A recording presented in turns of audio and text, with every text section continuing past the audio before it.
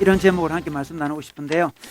우리 인생 역전, 이런 말을 이전에 아주 많이 한 적이 있었는데, 언제냐 그러면 이 로또 복권이 우리나라에 도입됐을 때 다 인생 역전을 꿈꿨습니다. 근데 뭐 복권의 대박으로 인생 역전되기 바란다, 뭐 그런 이야기인데, 저는 그 말을 들을 때마다 참 인생이 참 불만족스럽구나, 힘들구나, 그런 생각을 해봤어요. 여러분, 자기 인생이 역전되길 바라는 사람은 지금 뭔가 부족하다는 거잖아요. 그죠? 불만족스럽다는 거죠. 근데 행복한 사람은 뭐 굳이 역전될 필요 없잖아요. 여러분, 역전되고 싶습니까? 여러분, 모든 걸 다 뒤집을까요? 결혼한 사람은 뭐 싱글이 되고, 싱글은 갑자기 결혼하게 되고, 뭐 여러 가지 일들이 막 뒤집어지기 원합니까? 저는 그 복권을 통해서 인생 역전을 꿈꾸는 사람이 많다는 것은 이 사회가 얼마나 좀 슬픈가, 불만족스러운가, 어려운가, 그런 것을 대변하는 게 아닌가 싶어요. 그런데 이제 복권으로 이제 인생 역전하고 싶은데, 근데 실제로 그 복권으로 인생 역전되는 사람이 거의 없습니다. 그 1등 복권 되려면 제가 보니까 800만 분의 1이더라고요. 800만 분의 1이에요. 그러니까 거의 가능성이 없는 거예요. 자기 인생의 800만 분의 1에 건다면 얼마나 슬픈 인생이겠어요. 그건 뭐 되지 않는 일이죠. 되지 않는 일이고, 또 됐다 할지라도 우리 통계를 보면 1등 되고 뭐 몇 등 되고 이렇게 됐다 할지라도 그 사람이 행복해진다는 통계가 거의 없습니다. 사람이 갑자기 불로소득을 얻게 되면 사람이 더 망가지고 그 돈을 잘못 쓰게 되죠. 잘 쓸 리는 없어요. 이 돈도 관리를 잘 하던 사람이 돈이 생겨 관리를 할 수 있는 거지, 관리 못하는 사람은 많은 돈이 생기면 더 망가져요. 그러니까 복권을 통해서 인생 역전된다는 것은 참 그 의미 없고 가능성이 거의 없는 이야기예요. 그래도 약간 이제 나이가 들면 그런 걸 알죠. 복권을 안 사죠. 어릴 땐 사지만 나이 들면 안 사잖아요. 나이 들어서 사는 사람은 정신적인 굉장히 어린 거예요. 이게 어린 건데, 나이 들으면 좀 안 사게 됩니다. 안 사면서 뭐 이제 인생 역전할 그런 마음도 없어지면서 뭐 인생이랑 다 그런 거지 하면서 별로 기대도 안 하고 소망도 안 하고 그렇게 살아요.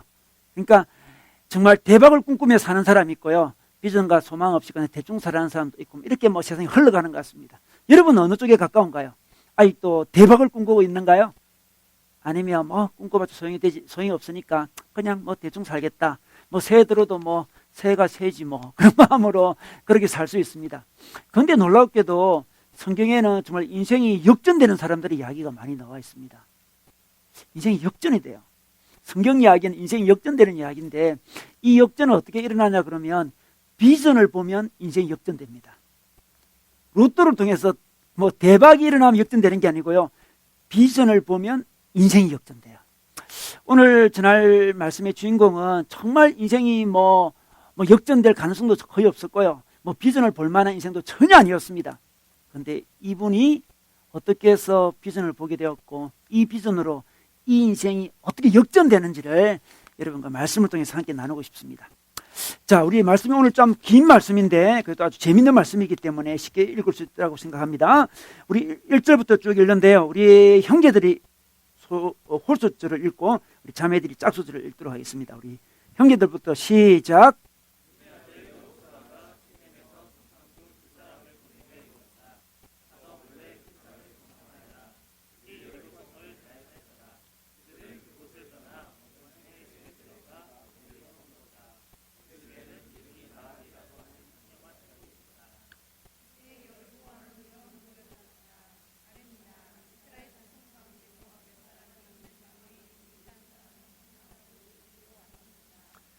여리고 왕이 라합에게 전가를 보냈다. 너에게 온 사람들, 곧 내 집에 온 사람들을 데려오느라. 그들은 이 온 땅을 정탐하려 왔다.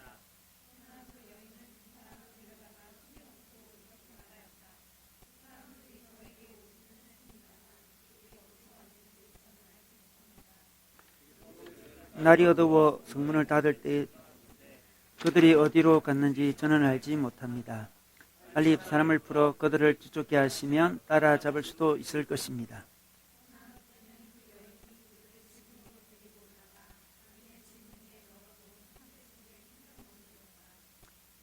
사람들이 요단길을 따라 나루트까지 그들을 뒤쫓았고, 뒤쫓는 사람들이 나가자마자 성문을 닫았다.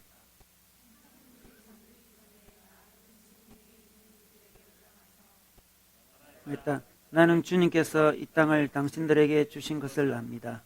우리는 당신들 때문에 공포에 사로잡혀 있고, 이 땅의 주민들은 모두 하나같이 당신들 때문에 간담이 서늘했습니다.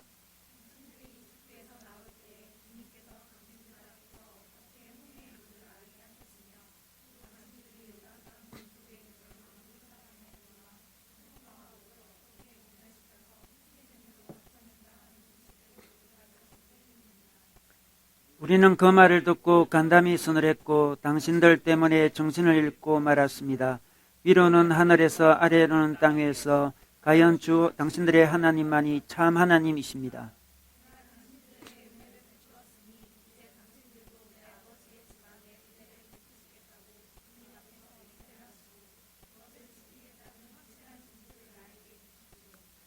그리고 나의 부모와 형제 자매들과 그들에게 속한 모든 식구를 살려주시고 죽지 않도록 우리의 생명을 구하여 주십시오.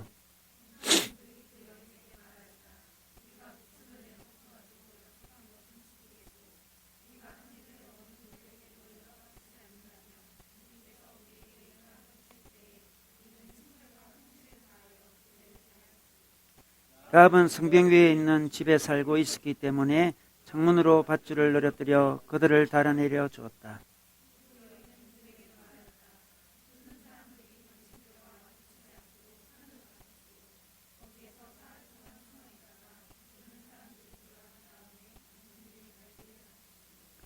그 사람들이 그 여인에게 말하였다. 당신이 우리와 맺은 이 맹세에 대하여 우리가 허물이 없게 하소서.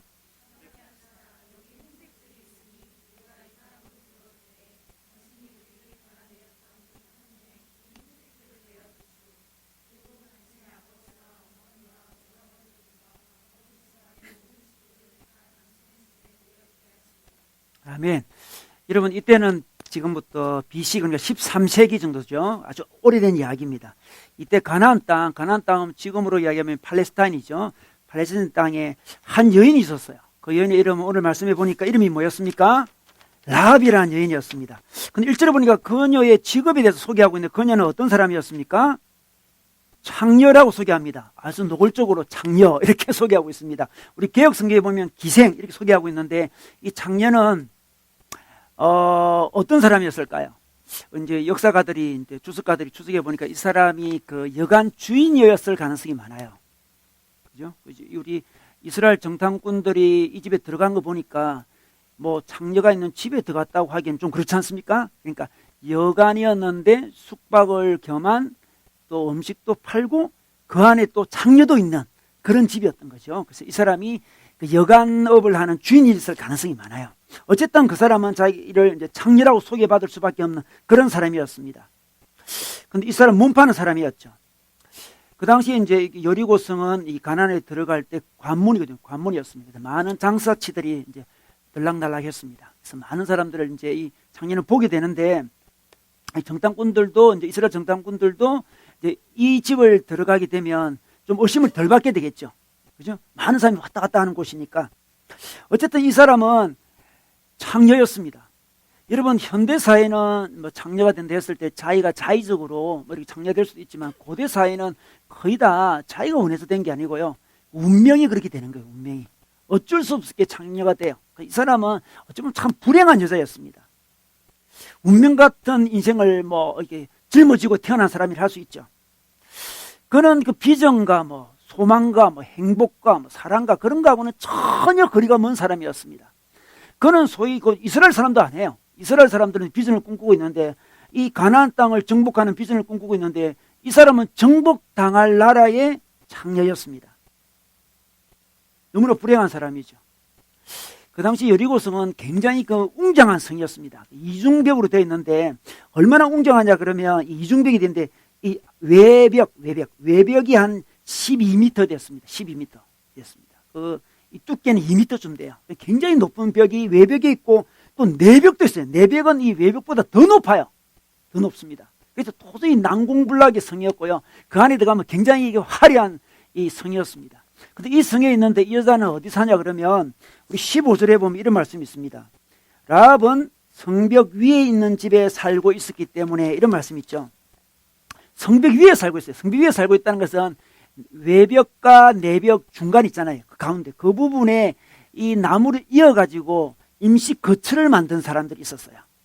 그래서 성 안에 살지 못하고 외벽과 내벽 사이에 간격이 있잖아요. 그 사이에 나무를 이어서 그 위에 집을 짓고 살았습니다. 그러니까 주변인이었죠. 성 안에 사는 사람이 아니고 어찌 보면 성 주변부에 사는 사람이었습니다. 단순히 주변부에 산다는 것은 그냥 위치만 주변부에 산다는 게 아니고 이 사람은 그 성 안에 주류 사이에 들어가지 못했다는 걸 이야기해요. 비주류요. 창녀였습니다. 비주류였습니다. 요즘 말로 루즈죠, 루즈. 그죠? 루즈 중에 루즈였습니다. 이런 여인. 도저히 무슨 소망과 비전을 이야기할 수 없는, 품을 수 없는 그런 여인 한 사람을 오늘 성경에서 딱 우리에게 소개해 주고 있습니다. 여러분, 도저히 비전을 품을 수 없는 사람이 비전을 품고 바뀌는 이야기를 여러분 주위에서 혹시 들어보셨나요? 도저히 가능성이 없는 사람이었는데 놀라운 일이 벌어져 그 사람이 인생이 바뀌는 그런 이야기 들어보셨습니까? 참 우리 그 기독 역사를 보면 그런 분들의 이야기가 잘 나와 있어요. 제가 오늘 소개해 주고 싶은 분은 이름이 어떤 이름이냐 그러면 이름이 원래 한국 이름은 주포기입니다. 주포기. 이름 멋있죠? 포기입니다. 포기. 그 집에서 딸을 계속 낳으니까 이제 이게 포기하고 싶은 마음이 있었던가 봐요. 그래서 이름을 포기라고 지었대요. 포기. 정말 웃기죠? 정말 포기라는 이름을 가진 여인이 있었어요. 이분이 여기 설교안에 보시면 1879년도에 태어나셔서 1961년도에 돌아가셨는데 이분이 나중에 우리 기독교의 아주 유명한 여자 전도사님이 돼요. 전도사님이 되고 이분이 또 어느 학교에 아주 교사가 되는데 아주 훌륭한 교육자가 되고요. 그 아들이 있었는데 아들이 또 훌륭한 독립운동가가 돼요. 하여튼 대단한 기독교계에서 대단히 유명한 분인데 이름이 원래는 주포기였습니다. 정말 어찌 보면 라합 같은 인물이라 할 수 있죠. 태어날 때부터 포기라는 이름을 받고 태어났습니다. 그 집안이 너무 가난했어요. 너무 가난해 4살 때 자기 할머니에게 보냈는데 할머니도 가난했어요. 자기 엄마 아빠가 자기를 키우기 어려워서 할머니한테 보냈는데 할머니도 자기를 좀 키우기 버거워했어요. 근데 그 할머니는 삶이 너무 어렵자 무당이 돼버려요. 무당이 되었습니다. 그래서 어린 시절에 자기는 무당 푸닥거리만 많이 보고 자랐어요. 할머니가 또 자기를 또 자기 엄마 아빠한테 다 돌려보냈어요. 힘드니까 돌려보냈는데 엄마 아빠한테 오니까 아빠는 어디 도망갔고 엄마가 또 무당이 돼요. 그러니까 할머니도 무당, 자기 엄마도 무당. 되던 대로 무당집에 이렇게 태어나게 된 거지, 이 사람이. 이름도 주포기였습니다. 너무나 슬픈 인생이었죠. 그런데 이 사람이 이제 그 15세에 결혼을 하게 되는데 그때 이제 청일전쟁이 일어나요. 청일이 일어났을 때 소문이 돌았습니다. 이 젊은 여자들은 일본 사람이 잡아간다. 그런 소문이 들어가지고 빨리 결혼을 시켜요. 그래서 갑자기 농사꾼과 결혼하게 되는데 그 남편이 자기에게 많이 박해하고 핍박하고 폭행하고 그런 일들이 많이 벌어져요. 그래서 너무 집도 너무 가난한 데다가 또 폭력도 많이 경험하게 되니까 도저히 살 수가 없어요. 그래서 이분이 이제 선임이 되려고 생각을 해요. 못 살겠다. 선임이 돼야지. 선임이 되려는 찰나에 아기를 가지게 되었어요. 선임이 될 수가 없었죠. 아들이 태어나게 되는데 그 아들이 다음에 훌륭한 이제 독립운동가가 되는데 아들이 태어나게 되었습니다. 정말 가망 없는 인생이었어요. 정말 이름에 걸맞은 인생이었죠. 그런데 어느 날 누구를 만나게 됐는데 그분이 전도 부인이었습니다. 초대교회 때 전도하면서 다니는 부인들이 있었거든요. 전도 부인을 만나요. 그분에게서 이제 복음을 듣게 되죠. 복음을 듣고 그분이 예수님이란 분이 있겠다 그런 생각이 들어요. 근데 자기 혼자 믿으면 더 큰 박해가 올까 봐서 그 전도하는 전도 부인에게 이렇게 이야기했습니다. 우리 할머니 먼저 믿게 해주시고요. 우리 어머니 먼저 믿게 해주신 다음에 저를 전도해달라 그랬어요. 근데 정말 그런 일이 일어났어요. 그 전도 부인이 정말 할머니도 찾아가고 어머니도 찾아가서 할머니도 전도하고 어머니도 전도하고 그런 일이 벌어졌어요. 그 사이에 또 이 주포기 사람은 또 귀신이 막 들어요. 그 당시 귀신 들은 사람 많아요. 귀신이 막 들었는데 그 전도 부인을 통해서 할머니가 예수를 믿게 되면서 그 할머니가 오시고 무당 할머니였는데 예수를 믿게 된 다음에 기도를 통해서 이 주포기 이 사람의 귀신 들림에서 해방되게 해줘요. 그래서 그 집안이 완전 변화된 거죠. 변화됐습니다. 나중에 이분이 이제 이름이 주포기에서 주룰루로 바뀌는 이름도 재밌죠. 룰루로 바뀌는데 세례명입니다. 세례명. 세례하면서 당신 이름 룰루는 외국 이름으로는 문제가 없는 거니까 우리나라 느낌이 이상하지만 이름이 주룰루로 바뀌어요. 이분이 이제 그때 하나님을 만나고 자기 인생이 바뀌면서 내가 참 의미 있는 일을 살아야 되겠다. 나도 소망 있는 삶, 좀 비전 있는 삶을 살아야 되겠다. 이렇게 생각하면서 나에게 전도해줬던 그 전도 부인 같은 나도 사람이 되어야지 하면서 전도 부인이 돼요. 전도 부인이 되는데 특별히 이 사람이 자기가 귀신 들렸다가 벗어난 사람이기 때문에 특별히 귀신 들린 사람을 잘 전도했대요. 귀신 들린 사람은 잡아가지고 해방시켜주면서 전도를 많이 하는 귀신 쫓는 전도 부인으로 널리 알려져 있었고요. 교회도 15개인가 만들고 대단해요. 아주 우리 초대교회 때 아주 하나님의 일을 사역을 정말 잘 감당한 분으로 알려져 있었는데, 여러분 이분의 어떤 변화, 도저히 그 변화될 것 같지 않는 인생인데, 이름도 주폭인데 이 복음이 들어가면 비전이 보이면서 인생이 바뀌는 걸 보게 됩니다. 라합도 어찌 보면 주폭이 같은 그런 사람이라 할 수 있습니다. 정말 가능성이 없는 사람이에요. 정말 소망을 품을 수 없는 사람이었습니다. 그런데 있잖아요, 그가 어느 날 어떤 소문을 들었어요. 우리 주폭이라는 사람이 전도 부인을 만나듯이 소문을 들었는데, 자기가 여관이기 때문에 수많은 사람이 왔다 갔다 하지 않습니까? 그래서 많은 정보를 얻게 돼 있어요. 그죠? 아주 정통한 정보를 얻어요. 요즘은 우리 택시 기사분들이 많은 정보를 갖고 있더라고요. 수많은 사람이 택시를 타니까. 그런데 그 당시에는 이 관문도시 여리고성에 여관업을 하고 있으면 수많은 사람이 왔다 갔다 해요. 수많은 정보를 이제 입수하게 되었는데, 어느 날 이런 소문이 들어왔습니다. 이스라엘이라는 나라에 대한 소문이 들어왔어요. 이상한 민족이 있어요. 그 민족은 언젠가부턴가 그 죽음의 이 바다, 이 사해 남쪽에 신강야라고 있는데, 그 강야에 정체불명의 엄청난 사람들이 때를 지어서 행진을 하고 있다는 거예요. 그 수단은 거의 200만이 돼요. 200만. 어디서 나타나는지 200만이 등장해가지고 광야에서 행진을 하고 있어요.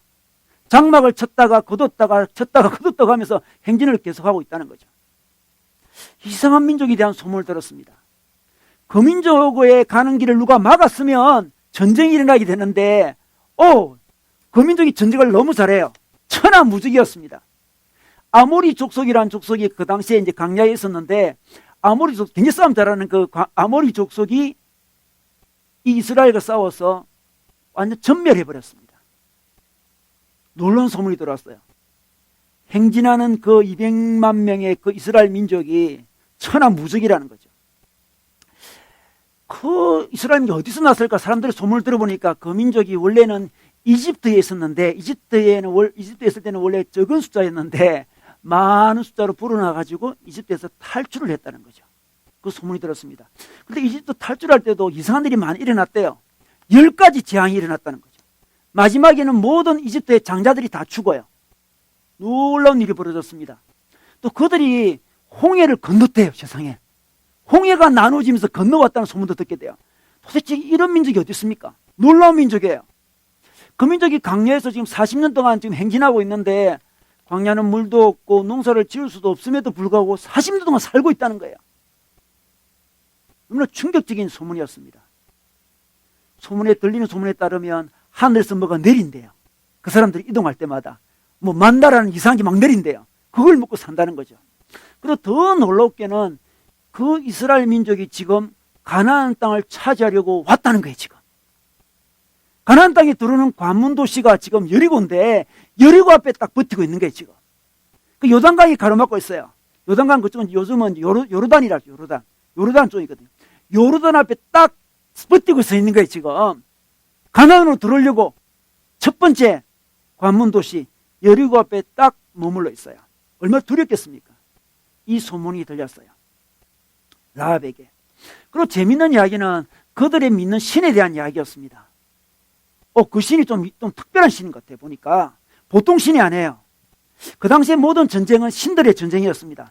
전쟁을 아주 잘하는 신이에요. 그리고 그 신은 유일신이랍니다. 아니, 모든 민족은 다 다신론을 섬기고 있는데 이스라엘만 유일신을 섬기고 있고요. 그 신이 하늘과 땅을 만들었대요. 그런 이야기 처음 들어봤습니다. 이런 일이 다 있나 싶어요. 그 당시 여리고성은 어떤 신을 섬겼냐 그러면 아스다롯이라는 여자신을 섬기고 있었습니다. 여신을 섬기고 있었는데, 이 여신에게 어떻게 하냐 그러면요, 중요한 일이 있을 때마다 여신에게 제사를 드리는데, 어린애 한 명씩 이렇게 제비뽑기를 해요. 제비뽑기를 하거나 술래잡기를 합니다. 제비뽑기를 하거나 술래잡기를 해가지고 한 애를 뽑아요. 뽑아가지고 아스다롯 제단에 딱 내려놓습니다. 내려놓고 제사장이 걔의 목을 따요. 목을 땁니다. 세상에. 몸을 토막토막 내어요. 내장을 끄집어냅니다. 그리고 불태워요. 그리고 그 피를 제단에 뿌립니다. 그게 아스다롯 신을 섬기는 제사의 모습이었습니다. 아주 무지막지하죠. 그뿐 아니죠. 그 제사가 딱 끝나면 어떻게 됩니까? 그 다음에 남녀가 뒤엉켜가지고 혼음을 해요. 세상에. 그 자기들의 그 성전에는 여자 사제들이 있었거든요. 여자 사제들과 이 제사를 드리는 남자 사이에 혼음이 일어나요. 이 혼음을 해야만 그 아스도르 여신이 이 충동을 받아가지고 남자 신 바알신이 있거든요. 바알신과 성적인 관계를 맺는데요. 관계를 맺으면 하늘에서 뭐 비가 내리고 풍년이 들고 뭐 복이 내린다 이런 이야기예요. 자기들 이 가나안 땅에 있는 신은 이런 신이었는데 이 신과 여호와 하나님이란 이스라엘 백성이 믿는 신은 너무 차이가 많았어요. 우리 신은 그런 신인데 이스라엘 신은 어떤 신이냐고 들어보니까 이스라엘 신은 인신 제사를 절대 받지 않는데요. 사람을 죽여서 바치는 거 절대 없다는 거죠. 대신 뭘 바치냐 물어보니까 양이나 소를 바친대요. 염소를 바친대. 아주 인간적이잖아요. 그리고 무슨 복을 달라고 무슨 제사를 드리는 게 아니고 죄를 용서해 달라고 제사를 드린대요. 양을 드리면 인간의 죄를 용서해 주신대요. 여러분, 죄 그러면 장년 이 라합은 심각해요. 자기 늘 죄인이라 생각하고 있었거든. 죄책감에 눌려 있어요. 인생 너무 괴로워요. 그런데 그 신은 우리 속에 있는 그 죄책감을 없애 주시고 죄를 용서해 주신대요. 그리고 인신제사 드리지 않는데요. 얼마나 인간적입니까? 너무나 관심이 가요. 아니, 제사 드린 다음에 다 혼음을 하는데 여호와 신은 간음을 너무나 싫어한대요. 한 번은 모압 족속이라는 족속이 있었는데 그 족속이 이스라엘 백성을 유혹하려고 이제 파티에 참여해요. 자기들 제사에 참여하도록 이제 유혹했는데 그때 이스라엘 남자들이 몇 명 가가지고 같이 이제 그 제사 드리다가 모압 여자랑 몸을 섞게 돼요. 몸을 섞게 되는 거죠. 그때 이스라엘에는 다른 남자들이 들고 일어나가지고 아니 이스라엘 백성이 간음을 하다니 하면서 창으로 찔러 죽여요. 그런 일이 벌어졌습니다. 여호와 하나님은 간음을 싫어하시는구나. 보통 전쟁을 하는 이유는 재산을 약탈하고 상대방 여자를 약탈하는 게 원래 전쟁인데 이 하나님은 어떻게 일인지 정결한 하나님, 깨끗한 하나님, 인신제사를 받지 않은 하나님, 간음을 싫어하는 하나님, 그런 하나님이라는 거죠. 무슨 결벽증에 걸려있는 것 같아요. 하나님이 너무 결벽증에 걸려있는 것 같아요. 여러분, 자기는 창녀였습니다. 수많은 남자들이 자기한테 다가와요. 자기는 너무 실망했습니다. 이 여리고에 대해서. 혼음 파티 할 때마다 자기가 초대돼요. 자기는 가야 됩니다. 그 당시 창녀는 여사제 역할도 했거든요. 여리고성의 모습이 그랬습니다. 혼음하며 서로 뒤엉키는 모습들, 몸서리 쳤습니다. 그런데 여호와 신은 너무나 정결한 신이었습니다. 정말 아스다롯이라는 그 여자 신이 우리에게 복을 준다면 자기에게 복을 줘야 되는데 아스다롯 신은 자기한테 복을 주는 신이 아니었습니다. 자기 인생을 더 힘겹게 해요. 그런 제사가 일어날 때마다 수많은 남자들이 자기를 찾아와요. 자기 같은 여자들 더 양산하는 곳이었습니다. 사회 구조가 그래요. 제사 때마다 괴로워요. 자기가 볼 때 여리고성은 짐승들의 성이었습니다. 겉으로는 굉장히 웅장한 성이었지만 자기가 볼 때는 행복도 의미도 기쁨도 없는 성이었어요. 동물과 별 차이가 없었습니다. 인신제사하죠. 혼음하는 그런 곳이었습니다. 그 속에 자기가 창녀로 있는 거죠. 그는 인간다운 삶을 원했을 거예요. 인간다운 삶이 뭘까? 인간다운 삶이 뭘까? 우리가 믿는 이 신은 인간을 죽여요. 사람을 잡아먹는 신이에요. 사람을 타락시키는 신이에요. 진짜 신이 없을까? 정말 내 삶을 회복시켜주고 내게 진정한 기쁨을 줄 신이 없을까? 그는 그렇게 생각하고 있었을 거예요. 그런데 들려오는 소문에 의하면 하나님이 이분이 아주 정결한 신이라는 거예요. 어떤 잘못을 하더라도 그 하나님 앞에 나가서 제사를 드리면 용서를 해준다는 신이에요. 그리고 이집트같이 강대국에서 이스라엘 백성을 끌고 온 능력의 신이라는 거죠. 그는 관심이 갔습니다. 이 신은 어떤 신일까? 내 마음속에 있는 깊은 이 죄책감을, 이 열등감을, 이 절망감을 해결해 줄 수 있을까? 그런 생각이 들었다는 거죠. 가나안에서는 그걸 해결할 길이 없었습니다. 아스다롯 신을 가지고는 도저히 자기 삶을 해결할 길이 없었습니다. 그는 그 소문을 들으면 들을수록 점점 관심이 가졌어요. 이분을 만나고 싶다. 이분을 믿고 싶다. 그 신이 이 땅에 와서, 이 가나안 땅에 와서 그분의 나라를 만든대요. 정말 당신이 살아계십니까? 정말 당신 여호와 하나님이 살아계시다면 저를 용서해 주시고 이 지긋지긋한 삶에서 저를 해방시켜 주시고 이 땅에 좀 순결한 나라를 만들어 달라는 그런 믿음이 생겨요. 참 놀랍죠? 소문을 가지고 믿음이 생깁니다. 우리 9절에 보겠습니다. 9절에 보면 이런 말씀이 있습니다. 나는 주님께서 이 땅을 당신들에게 주신 것을 압니다. 이렇게 이야기합니다. 정탐꾼을 보고 이렇게 이야기합니다. 이 땅을 당신들에게 주님께서 여호와 하나님이 주신 줄 안다는 거죠. 소문만 듣고도 딱 알았다는 거죠. 지금 자기가 고민하고 생각하고 묵상 해보니까 하나님의 비전이 보인다는 거죠. 하나님의 경륜이 보였습니다. 하나님의 경륜이 보여.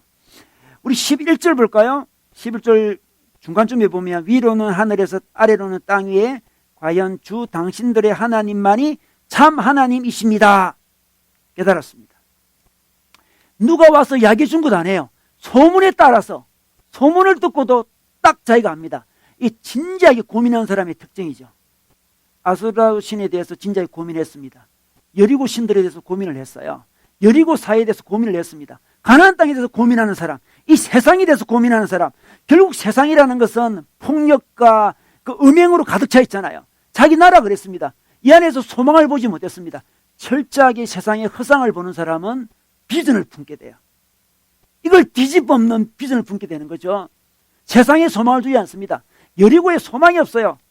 결국 폭력적인 이야기잖아. 인신제사 드리고 인신제사 드리는 것도 다 복받으려고 그러는 거잖아. 그 다음에 혼음이 일어나고 실상을 봤습니다. 세상의 실상을 본 거죠. 세상에서 만족을 얻지 못했습니다. 기쁨을 얻지 못했죠. 비전을 봅니다. 속만 듣고도 비전을 보는 거죠. 속만 듣고도 비전을 봅니다. 이러고 있을 때에 1절에 보니까 자기 마음속에 이렇게 생각하고 있을 때에 두 사람이 자기 집에 찾아오죠. 이 정탐꾼 두 사람이 찾아옵니다. 제 추측에는 보자마자 느낌이 왔을 거예요. 그죠? 우리 택시 기사들 보면 손님이 타자마자 느낌을 안 돼요. 어떤 스타일의 사람인지 보면 많은 사람을 접해보면 알잖아. 그죠? 많은 사람을 접해보면 아마 알았을 거예요. 느낌이. 자기가 그동안 수많이 만났던 장사치와 다른 얼굴이었습니다. 낯선 얼굴이었죠. 익숙하지 않은 얼굴이었습니다. 장사치의 얼굴이 아니었습니다. 여리고에서 여리고에 있는 아스타롯 신을 섬기는 사람들의 그 엄란함과 그 돈에 눈먼 사람들의 모습이 아니었어요. 느낌이 달라요. 자기가 지금 생각하고 있고 자기가 기대하고 있는 그 하나님, 만나고 싶은 그 하나님은 아주 결벽증 있는 하나님인 것 같았는데 그 결벽증 같은 느낌이 왔겠죠. 이 사람들에게서. 아주 신선했겠죠. 두 정탐꾼 사이의 느낌이 신선했을 거예요. 이상한 사람들이다. 특별한 사람들이다. 참 신선하다. 뭔가 다르다. 이 찌든 내 인생과 다르다. 느낌이 왔는데 저 사람이 지금 혹시 이스라엘 정탐꾼이 아닌가 그런 의심을 했을 거예요. 아니나 다를까? 어떻습니까? 2절에 보니까 여리고왕이 이런 보고를 받았습니다. 이스라엘 자손 중에 몇 사람이 오늘 밤에 이 모든 땅을 정탐하려고 이곳에 왔다는 거예요. 그러니까 긴장하고 있었습니다. 여리고성은. 이스라엘이 앞에 딱 버티고 있기 때문에 긴장을 쫙 하고 있는 상황에서 긴장하고 있다 보니까 그쪽에서 어떻게 행동하는지 다 파악이 되는 거죠. 정탐꾼이 왔다는 것을 알게 되었어요. 그 정탐꾼이 어디 있습니까? 라합의 집이 있다는 라합의 집에. 그래서 전가를 보냈습니다. 3절에 보니까 여리고 왕이 라합에게 전가를 보냈습니다. 너에게 온 사람들 곧 내 집에 온 사람들을 데려오너라. 그냥 자기 힘을 데려오는 게 아니고 전가를 보냈다는 건 사람을 보냈다는 거죠. 정보원을 보낸 거예요. 그들은 온 이 땅을 정탐하려 왔다. 그러면서 잡으러 온 거예요. 그런데 어떻게 됐습니까? 라합이 놀랍습니다. 라합이 숨겨줍니다. 4절에 보니까 두 사람을 데려다가 숨겨두고 이렇게 말합니다. 거짓말을 합니다. 이 사람들이 저에게 오긴 했습니다만 그들이 어디서 왔는지 저는 알지 못합니다. 그리고 그들은 날이 어두워 성문이 닫을 때쯤 떠났습니다. 이렇게 거짓말을 해요. 왜 이런 거짓말을 할까요? 그는 하나님을 느끼고 깨달았습니다. 하나님을 만나고 싶었어요. 자기 나라에 있는 그 아수달이 완전 실망했습니다. 자기 나라의 사회 구조에 실망했어요. 새로운 나라에 대한 기대가 있고 소망을 품고 비전을 갖고 있어요. 이럴 때 두 정탐꾼을 통해서 그 일이 이루어질 것 같으니까 또 보고를 따르니까 전가를 받아보니까 정말 그 사람이 맞아. 숨깁니다. 자기 인생을 거는 거죠. 여러분, 이 간첩을 숨기는 건 자기 인생을 거는 거잖아요. 인생을 딱 겁니다. 비전에 자기 인생을 딱 겁니다. 이런 비전이라는 것은 자기 삶에 철저히 절망해봐야 참다운 비전을 가질 수 있어요. 철저히 절망해봤습니다. 도저히 가능이 없다. 그때 참다운 비전이 딱 생기는 거죠. 정말 참다운 비전을 딱 발견한 사람은 자기 인생을 걸어요. 여러분, 비전은 자기 인생을 걸 때 그 비전의 힘을 발휘할 수 있습니다. 딱 자기 인생을 딱 걸잖아요. 저는 결혼도 그렇다 생각해요. 결혼이라는 게 자기를 다 거는 거잖아요.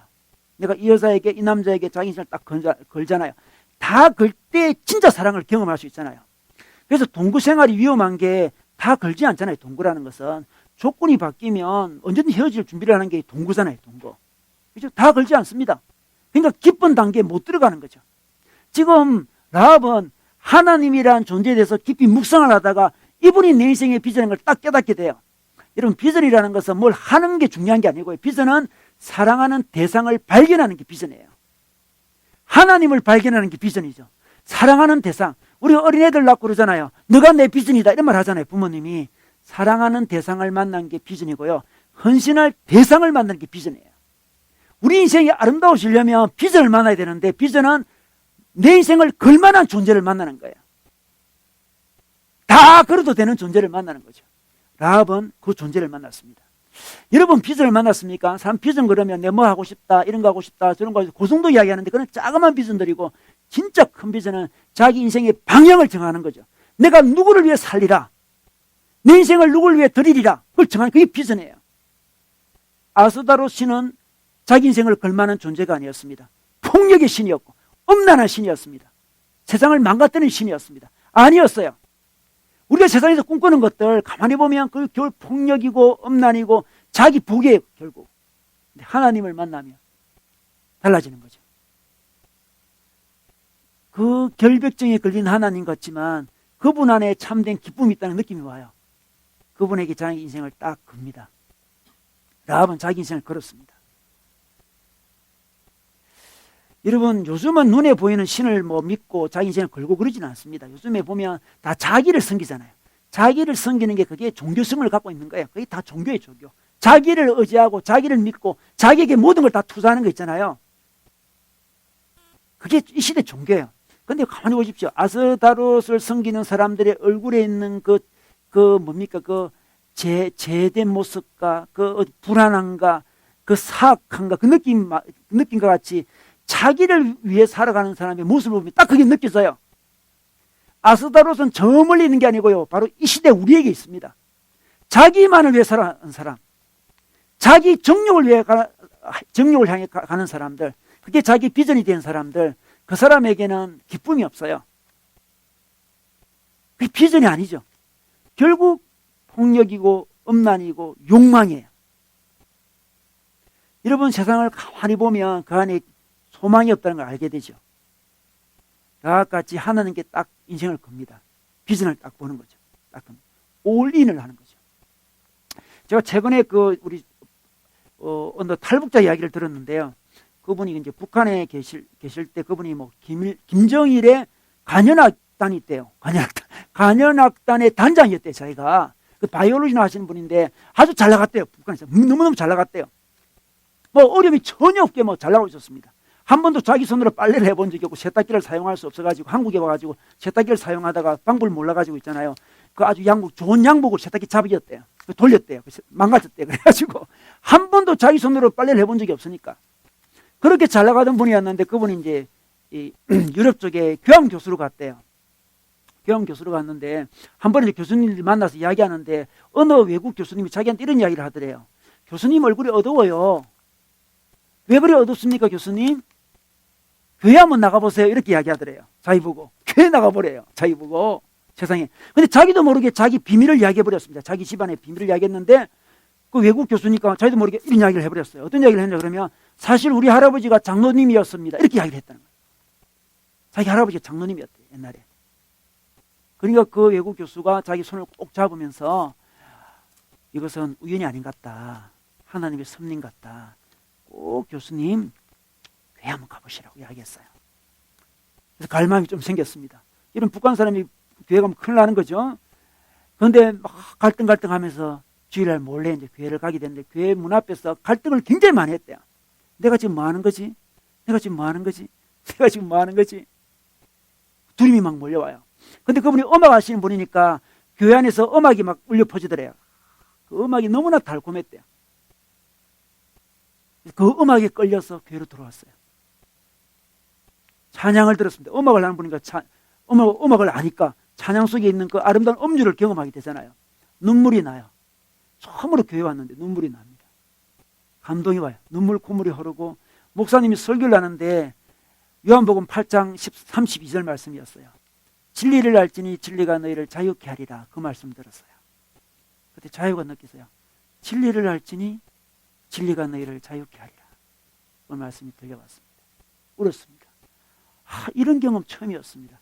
이 자유함, 이 해방감, 이 기쁨, 공산주의 사회에서 한 번도 느껴보지 못한 이 기쁨, 너무나 기뻤어요.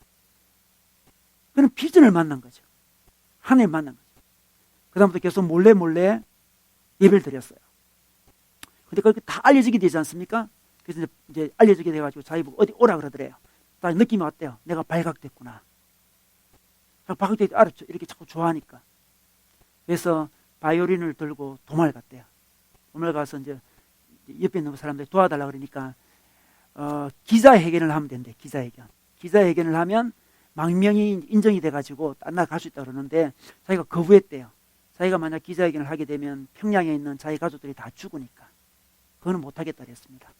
이게 식량이 없어 탈북한 사람들 있잖아요. 그런 루트로 가도록 나를 인도해달라 그랬대요. 근데 그런 루트로 알아보니까 다 돈을 달라 그러더래요.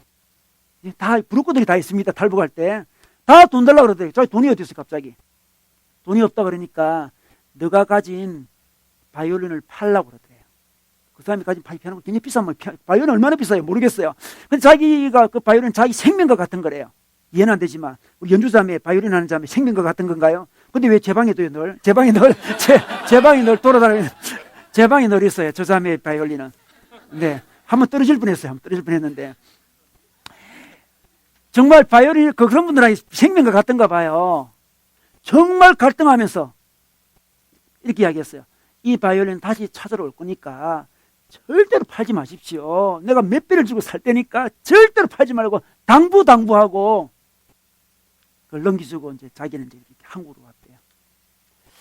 여러분, 이 사람이 그 사회의 그 구조, 북한이라는 사회의 구조, 그 악한 구조 안에서 경험하지 못했던 그 자유함, 그 해방감, 그 기쁨, 라합이 하나님에 대한 소문을 듣고 경험했던 그런 거죠. 그래서 자기 인생을 결단했잖아요. 평양에 있을 때 자기는 너무나 행복하게 살았어요. 인간적으로는.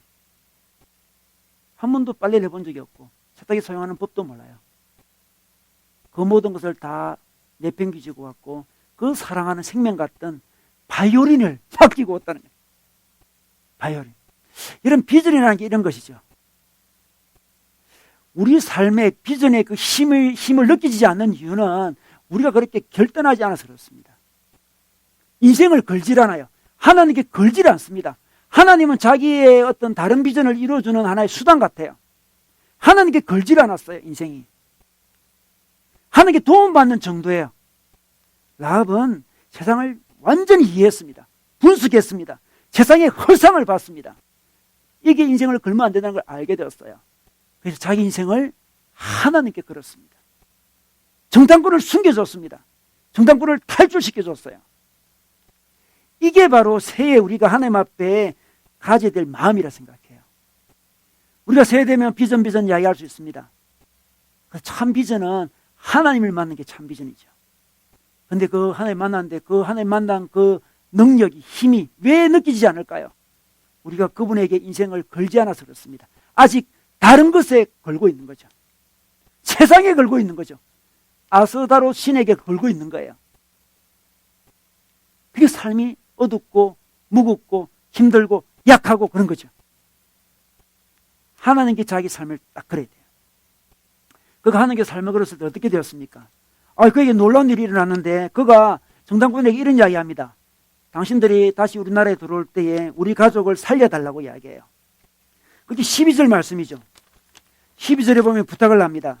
내가 당신들에게 은혜를 베풀었으니 이제 당신들도 내 아버지 집안에 은혜를 베푸시겠다고 주님 앞에서 맹세를 하고 그것을 지키겠다는 확실한 징표를 내게 달라 그래요. 그래서 실제로 여호수아 6장에 보면 이스라엘 백성이 가나안 땅에 들어왔을 때 그들을 구원해 줍니다. 다 죽는데 라합 집안만 살아남아요. 비전의 힘이죠. 비전의 축복입니다.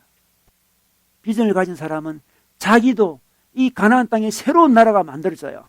하나님의 나라가 만들어졌습니다. 아스다롯의 통치가 아니었습니다. 엄난하고 폭력적인 인신제사하는 그런 땅이 아니에요. 양을 바치는 아름다운 새 나라가 만들어졌는데 그 나라의 일원으로 자기를 받아주고 자기만이죠. 자기 가족들을 다 살려주고 그 일원이 되게 해주셨습니다. 그 정탐꾼들이 가면서 자기한테 징표를 줬는데 그 징표가 어떤 거였습니까? 우리 18절에 보면 홍색 줄이 있습니다. 홍색 줄을 줍니다. 그 성에서 자기들이 밧줄을 타고 딱 내려 도망갔거든요. 그 밧줄에다가 홍색 줄을 딱 줘요. 이 홍색 줄을 딱 매달고 있으면 이 줄을 보고 이 줄이 매달린 그 집에는 우리가 들어가지 않겠다. 살려주겠다. 이렇게 약속을 한 거죠. 홍색 줄을 가지고 있어요. 자기 집에 홍색 줄을 딱 내려놓고 있는 거죠. 그걸 보면서 힘을 얻었겠죠. 늘. 홍색 줄을 보면서. 나붓기는 홍색 줄을 보면서 자기 마음을 딱 담는 거죠. 희망을 보는 거예요. 마음이 흔들 때마다 홍색 줄을 받겠죠. 홍색 줄, 내 소망이다. 홍색 줄 달면 우리를 죽이지 않는다 그랬지. 홍색 줄을 받습니다. 여러분, 라합의 인생이 이스라엘이 오면서 완전 바뀌게 돼요. 창녀였다가 새 나라의 공신이 되는 거죠. 완전 바뀌게 돼요. 여러분, 자기를 돌아보면 이렇게 생각했을 거예요. 라합이. 내가 지금까지 살아온 인생이 헛되지 않았구나. 난 지금까지 살아오면서 창녀라고 내가 너무 힘들었다. 정말 천하고 잡초 같은 인생을, 서러운 인생을 살았는데 오히려 그 인생이 감사하다 이런 생각을 했을 거예요. 나의 슬프고 괴로운 과거가 그 과거가 슬프고 괴로운 것만 아니었구나. 내가 만약 창녀가 아니었다면 내가 어떻게 정탐꾼을 만났겠는가? 내가 창녀가 아니었다면 어떻게 하나님에 대한 소문을 들었겠는가? 나의 과거가 의미 없는 과거가 아니구나. 나의 고통이 의미 없는 게 아니구나. 어찌 운명 같은 거였구나. 필연이었구나. 누구의 실수가 아니었구나. 내가 창녀된 거. 부모의 잘못도 나의 실수도 아니고 누구의 책임도 아니고 내가 창녀된 것은 이 소식을 들기 위해서 하나님의 계획이었구나. 그걸 깨닫게 됐을 거예요. 얼마나 기쁘겠습니까? 우리 인생도 이렇게 정리할 수 있죠. 참 비전을 만나면 그렇게 정리할 수 있습니다. 내 인생이 그렇게 안 풀린 거 이해가 돼요. 내 인생이 고통당하는 것도 이해가 되고요. 내 인생 과거에 수많은 아픈 일들도 이해가 됩니다. 그 모든 것들이 결국 이 하나님을 만나기 위한 길이 아니었나. 내가 창녀가 아니었으면 어떻게 정탐꾼을 만나냐. 늘 자기 인생 생각하며 억울하고 분하고 답답하고 왜 내 인생은 이랬냐고 생각했을 거예요. 그러나 정탐꾼을 만나고 하나님에 대한 소문을 듣고 하나님을 마음에 모신 이유는 자기 인생을 다른 시각으로 보게 되었어요. 인생이 바뀐 거죠. 이게 비전의 힘이에요. 새해 우리가 하나님이라는 비전을 딱 맛보게 되면, 붙들게 되면 자기 인생을 다르게 해석해요. 더 나아가서 놀라운 일은 여러분 말씀한 끝에 보면 마태복음 이야기가 나오는데 이런 말씀이 나옵니다. 1장 5절에서 6절 보면 다 같이 한번 읽어볼까요? 시작. 살몬은 라합에게서 보아스를 낳고 보아스는 룻에게서 오벳을 낳고 오벳은 이새를 낳고 이새는 다윗왕을 낳았다. 예수님의 족보가 마태복음에 나오잖아요. 우리 누구 낳고 쭉 나오는데 그 족보 안에 라합이 들어가 있습니다. 아니 창녀 라합이었습니다. 여리고성에 있는 정말 루즈 중에 루즈였어요. 그 사람은 변두리 인생이었어요. 그 인생이 예수님의 족보에 등장합니다. 그는 살몬과 결혼했대. 살몬이 어떤 사람인지 알 수는 없어요. 이 살몬이 유다 지파 사람인데, 유다 지파라는 것은 메시아 지파거든요. 이 유력한 지파 사람과 결혼을 하게 돼요. 어떻게 됐을까요? 알 수가 없죠. 어떻게 됐는지 성경 자세히 안 나오니까. 아니 이 라합은 기생이었죠. 창녀였습니다. 이방민족이었습니다. 근데 아주 유력한 메시아 집파의 살몬과 결혼을 해요. 어떻게 됐을까요? 솔직히 집안끼리 뭐 선을 봤을까요? 누구 소개팅을 했을까요? 절대 일어날 수 없는 일이죠. 그래서 역사가들이 추측해 볼 때 이는 보통 일이 아니었다. 이것을 해석할 수 있는 길은 두 사람이 눈 맞을 수밖에 없다. 눈이 맞아야 돼. 눈이 맞아야 돼. 그죠? 눈이 맞을 수 있는 가능성은 정탐꾼 2명 중에 1명이 살몬이었을 거다. 살몬. 정탐꾼이 이제 숨겨주고 하면서 뭐 이렇게 됐겠죠. 이렇게 됐겠죠. 그래서 눈이 맞았대요. 역사가들이 추측하고 있습니다. 어쨌든 살몬에서 라합이 보아스를 하는데 보아스가 얼마나 유력한 자입니까? 보아스가 룻의 남편이 되잖아요. 그죠? 룻에 보면 룻이 오벳을 낳고 오벳은 이새를 낳고 이새는 그 위대한 왕 다윗 왕을 낳아요. 이 다윗 왕의 고종 할머니가 되는 거죠. 우리 라합 할머니, 정주 할머니, 고조 할머니가 되는 거죠. 라합은 이런 축복을 받았습니다. 빌볼이 없는 인생이었어요. 창녀였습니다. 루즈였습니다. 아무것도 아닌 존재였습니다. 비전을 볼 때 하나님이라는 비전을 딱 만났을 때 그 인생이 바뀌었습니다. 예수님의 축복에 딱 등장해요. 놀라운 이야기죠. 예수님은 만인을 위해 오지 않습니까? 우리를 구원하기 위해 오셨어요. 라합이 우리를 구원한 거예요. 다윗 같은 위대한 왕도 낳고 예수님을 이 땅에 태어나게 하신 분이 라합이었습니다. 그 별 볼일 없는 인생이, 그 슬픈 인생, 그 좌절감 넘치는 인생이 비전을 보니까 이렇게 바뀌었어요. 여러분 이거는 우리에게 주신 말씀이라 생각이 들어요. 우리도 그럴 수 있습니다. 우리 새해를 맞이해서 우리가 무슨 비전을 품을 수 있겠나? 내가 무슨 비전을 품지? 우리 비전 그런 거 품다가 뭐 좌절도 많이 했는데 새해 된다고 비전을 품어봤자 무슨 의미가 있겠나? 그렇게 생각할 수도 있어요. 내 삶을 보면, 내 인생을 상황을 보면 별로 비전도 품을 것도 없어요. 그냥 새해 되면 나이나 1살 더 먹고 또 괴롭기만 해요. 별로 비전도 없어요. 그러나 하나님을 딱 붙들면, 하나님께 자기 삶을 다 드리면, 라합이 하나님께 인생을 걸었듯이 우리가 딱 걸면 하나님은 우리를 통해서 우리 자신을 살리고 우리 가족을 살리고 더 나아가서 다윗 같은 사람을 만들어내며 더 나아가서 예수님의 족보에 등장할 수 있는 그런 사람으로 우리를 만들어 가신다는 거죠. 이게 바로 성경의 비전입니다. 여러분 사람들은 다른 사람의 다른 사람의 성에 대한 문제에 대해서 아주 민감하잖아요. 돈에 대한 문제도 민감해요. 다른 사람이 문제가 또 돈으로 문제가 일으켰다 그러면 엄청 싫어하잖아요. 성적인 문제가 일어났다 엄청 싫어하잖아요. 다들 그거 싫어해요. 라합은 그거 정말 무시함, 멸시함의 대상이었어요, 자기는. 우린 다 싫어해요. 그런데 가만히 보면 우리 모두가 다 관련되어 있는 거예요. 누가 깨끗한 사람이 누가 있겠습니까? 돈에 눌려있고 성에 눌리고 그런 거 인생이 그런 거예요. 많은 사람이 비난해요. 거기에 눌려서 사람들의 비난 속에서 그냥 묻혀져 가고 무너져 갈 수도 있어요. 그러나 그럼에도 불구하고 라합은 그걸 뚫고 일어났죠. 하나님의 비전을 받습니다. 우리 모두가 다 죄인이에요. 라합만이 죄인이 아닙니다. 우리 모두가 다 라합이에요. 가만히 보면 있잖아요. 가만히 보십시오. 우리가 다 라합이에요. 우리도 다 추한 자들이고 더러운 자들이고 다 죄인들이에요. 소망 없는 자들이고 다 그런 자입니다. 누가 더하다 그런 소용이 없는 이야기예요.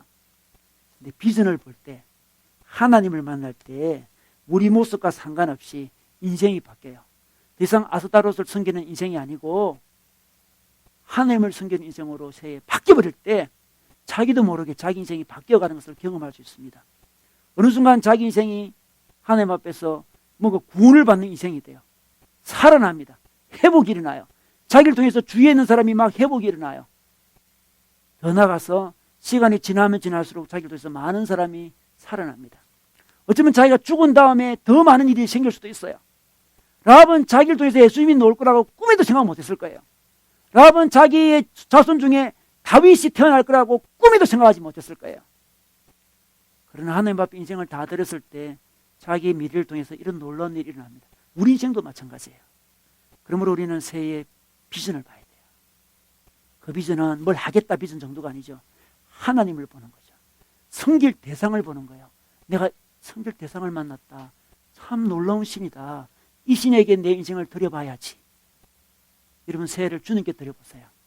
그럼 새해 마지막에 하나님께서 우리 인생을 통해서 얼마나 많은 구원의 역사를 이루시는지를 경험할 수 있습니다. 자기 모습 실망하지 마세요. 라합도 실망하지 않았습니다. 우리 다 라합 같은 존재예요. 자기를 인간적인 눈으로 볼 필요가 없습니다. 하나님의 눈으로 자기를 보면서 하나님께 자기 인생을 걸어보십시오. 하나님이 우리 인생을 아름답게 빚어가 주실 겁니다. 그게 바로 우리의 새해의 비전입니다. 여러분 이 비전을 품고 새해를 사시기를 주의 이름으로 축원합니다.